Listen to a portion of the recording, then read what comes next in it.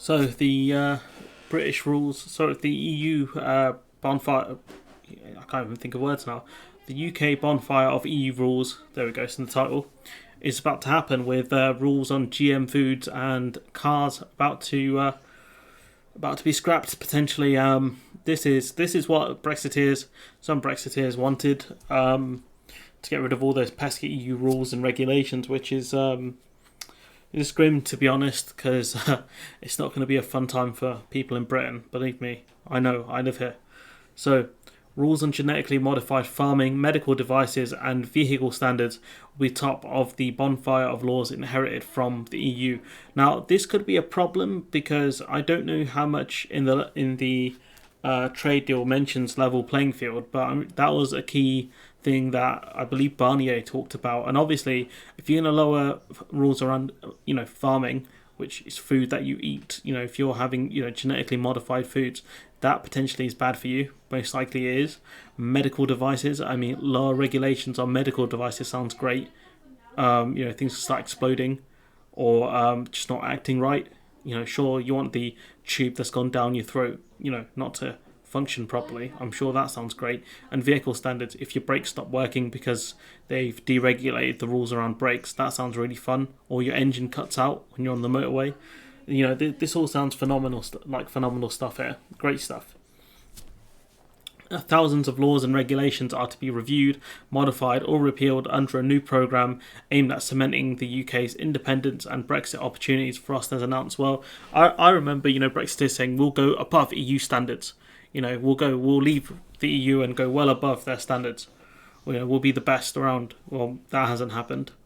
Thousands of laws and regulations are to be. I mentioned that. The Brexit minister told peers the government had a mammoth task ahead to improve or remove laws inherited through 50 years of the legislative sausage machine in Brussels. That's a really weird way to phrase it. Point being is that they've waited a long time to do this. We left. Well, Brexit happened at the start of the year, really. So officially, they could have done this stuff. January during COVID. I mean, COVID would have been the perfect mask for doing this stuff. It's a bit odd they're doing it now, honestly. They've got some more here. In the run-up to Brexit, the UK laid down 960 instruments to roll EU laws over to British statute books. That was, I think, mainly to get a deal from the EU, because if we looked like we were doing mass deregulation, we'd have struggled to get that trade deal. The government is now looking at developing a tailored mechanism for accelerating the repeal or amendment of those which may concern MPs who fear the results of being rushed lawmaking. I mean, to be fair, if they didn't do this now, they might not get a chance if they do another general, because the majority might be a lot smaller. So it makes sense they do this now, but I'm amazed they haven't done this at the start of the year. That's what surprised me. Government procurement rules, which have required contracts from national to local council to go to open tender, would also be modified. We've seen them corrupt contracts being handed out to Tory mates under the mask of COVID. So this thing right here does not surprise me at all. Along with rules around data and artificial intelligence, Lord Frost told the House of Lords, because the UK wants to repeal some GDPR stuff, which isn't great, but also be a leader in AI, which also is pretty scary if we're going to do mass deregulation, especially since I don't think Britain is known for our technology. We do have ARM based, I think, in the UK, but they are owned by, Japanese company SoftBank, and they are about to be bought out potentially by Nvidia, who are leaders in AI. So we're not leaders in artificial intelligence. I don't think ARM even specialise in AI. They specialise in a certain type of CPUs that aren't x86. That's what traditional CPUs run on before I turn into a really budget gamer's Nexus. But we're not leaders on AI. Let's put it that way. The Brexit minister also announced that, also the fact that because we don't have access to EU services, it'll be very hard for us to branch out when it comes to doing more AI kind of research and things like that, and getting more kind of EU companies that do have expertise in AI to help us in our endeavours. So another win.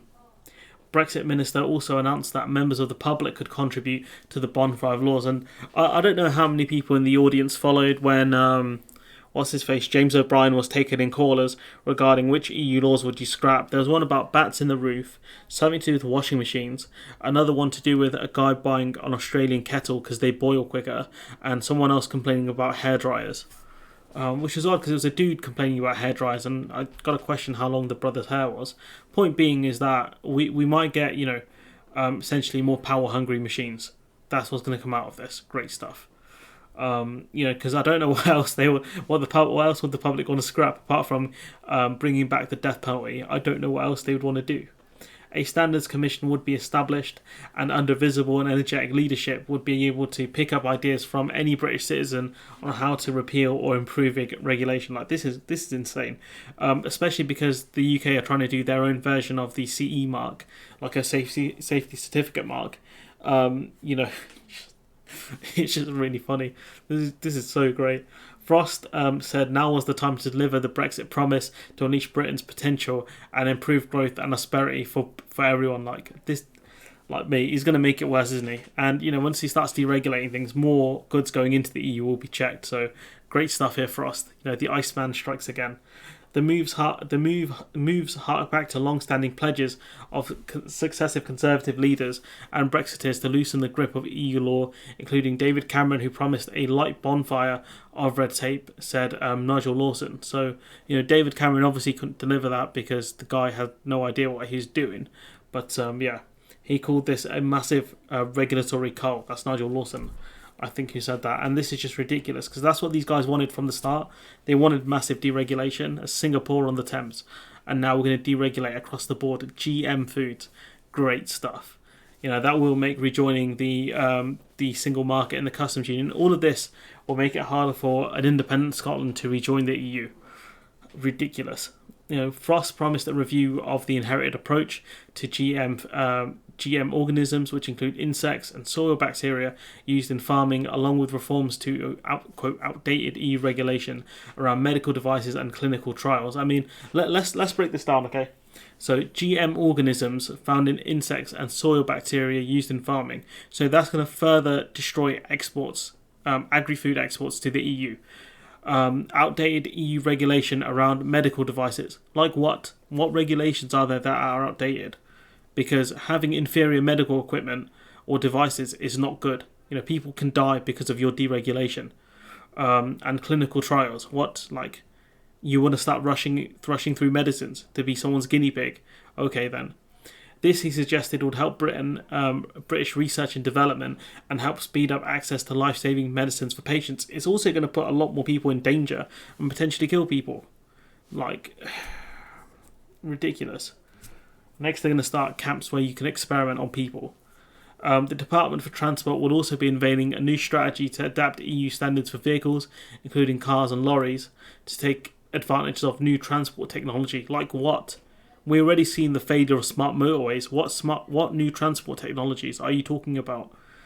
And to ditch or repeal EU port service regulations, which the industry have held back small ports because of onerous rules on cargo, mooring, and ship-generated waste. I mean, yeah, let's have more ship-generated waste. That sounds great. Rules on cargo. Let's make shipping cargo more dangerous as well. Great stuff here, guys. Frost promised to supercharge the AI sector with the imminent publication of a national strategy to lead the world in the AI ecosystem. That's not going to happen. The ones who lead in AI are typically Southeast Asian countries and probably the Americans. It will never be us. We don't have the industry, the businesses to do it. If you look at who the world leaders in AI are, it's not us. It's not the UK. I think Nvidia are doing great things. I don't follow it typically. I think there is one UK company that is doing well, but in terms of artificial intelligence, as far as I know, Nvidia are doing great things, but I've not heard of any British companies that are doing great in the AI space. I could be wrong. If I am, let me know in the comments, but ridiculous. His announcement was a formal response to the initial recommendations from the Task Force on Innovation, Growth and Regulatory Reform led by Ian Duncan Smith, a cheerleader for lighter regulation. So what you do is you get this guy in who already believes in lighter regulations to say, oh, look, all these regulations, no, you got too many of those, pal. They're holding you back. Obviously, he's going to say that. Again, to an extent, regulation does hold you back, but it does make things safer. So when it does come to market, it's a much better product. What the UK are doing here is very dangerous. We now have the opportunity to do things differently and worse, and ensure that Brexit freedoms are used to help businesses and citizens get on and succeed. Well, they're not helping businesses and citizens get on and succeed. Ask the agri-food sector. Ask the manufacturing industry. Ask the care homes. Ask anyone. The only ones that are doing well out of this are trade, what's it called? Customs agents. Today's announcements is just the beginning. Great. Whoopee.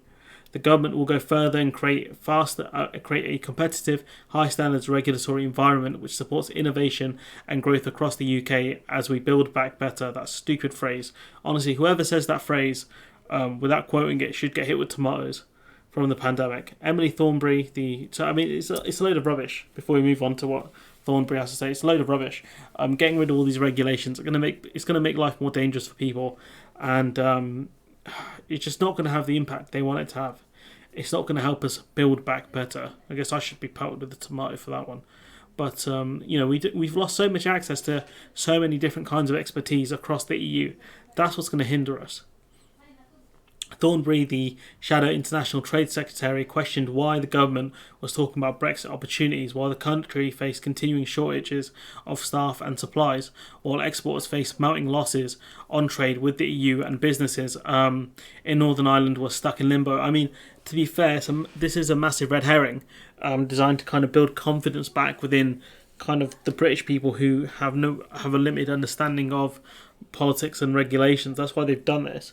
It's a massive red herring, but more importantly, it does what it's meant to do, which is deflect away from all the failings and say, well, the reason Brexit isn't going well is because we haven't started mass deregulation yet. Once we've gotten rid of all of these EU rules, watch how well we do. That's what Frost is kind of hinting at here. Into a quote, going back to the article, into all of that comes the new Paymaster General, that's my guy, Michael Ellis, to talk about all that my local MP, not my guys in, I don't rate the geezer. I'm just going to put that out there. So the new Paymaster General to talk about all the wonderful opportunities that await us because of the marvellous Brexit deal, which is working so well at present. Well, if it's working so well, why do you keep complaining about the Northern Ireland Protocol? Why is the Marks and Spencer guy complaining about having issues at the border and closing 11 of his French branches? And potentially closing other branches in Europe and having to move supply chains? If Brexit is going so well, why'd you tell the Cheshire Cheese guy to set up a branch in France? That doesn't sound like Brexit is going too well, pal. But you believe what you want to believe, because at the end of the day, no one cares what I think. But you're an actual minister who's deluded. Anyways, I'm going to leave it there. Here comes the Brexit bonfire, like everyone warned about. Let me know what you think in the comments below. Support on Patreon if you can. And hopefully I'll see you in the next one.